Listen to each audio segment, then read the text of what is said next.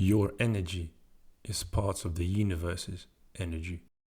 One day, a warrior was infuriated by Suhei's enigmatic words. Unable to comprehend the wisdom he spoke, the warrior saw him as nothing more than a confusing mystic, one who muddled the minds of even seasoned fighters like himself.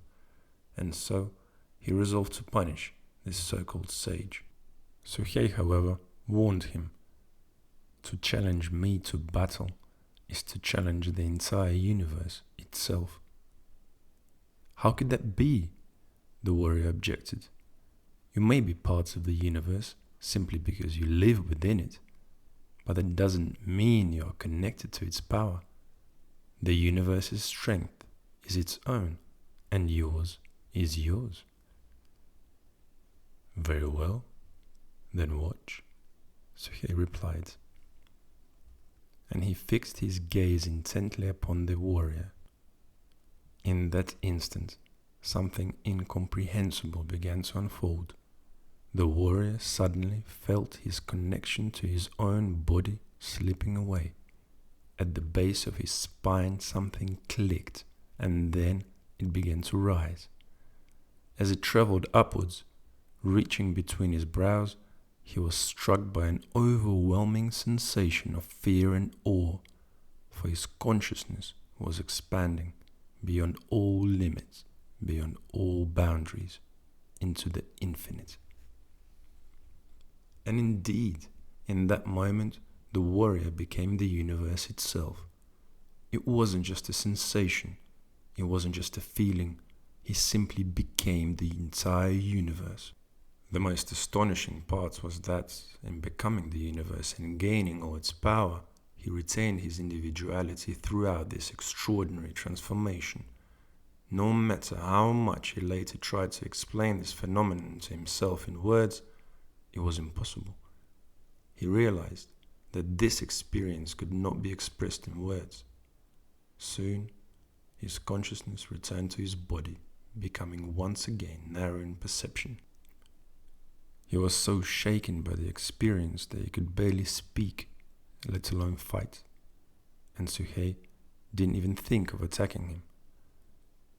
"I've shown you a state," he spoke to the warrior, "in which I can remain at all times. There are many methods and schools that can help you attain it, but first you must purify and learn to control your body, energy, and consciousness. Then, once you've unified them into one, you must connect them with the energy and consciousness of the universe, of which you are part.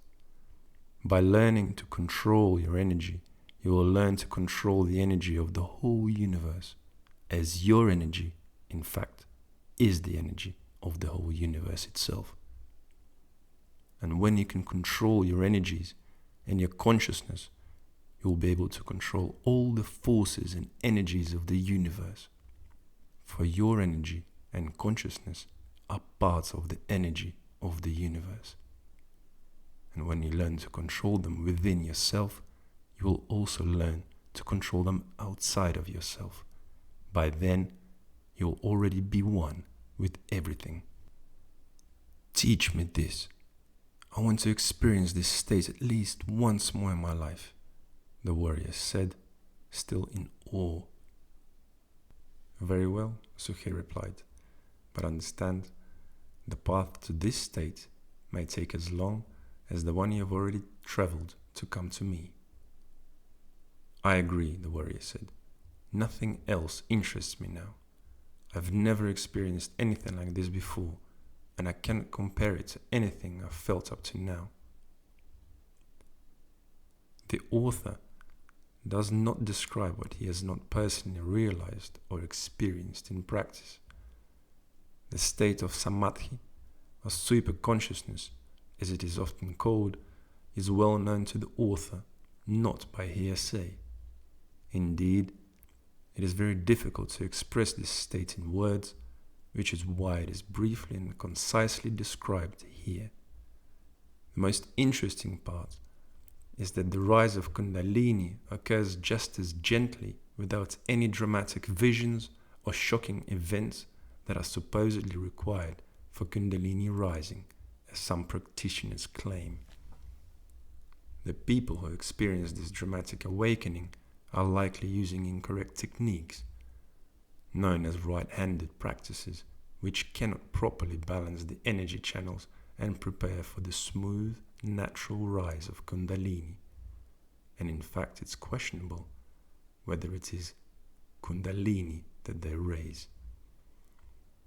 The author has extensive and detailed knowledge of this information based on personal experience and verification.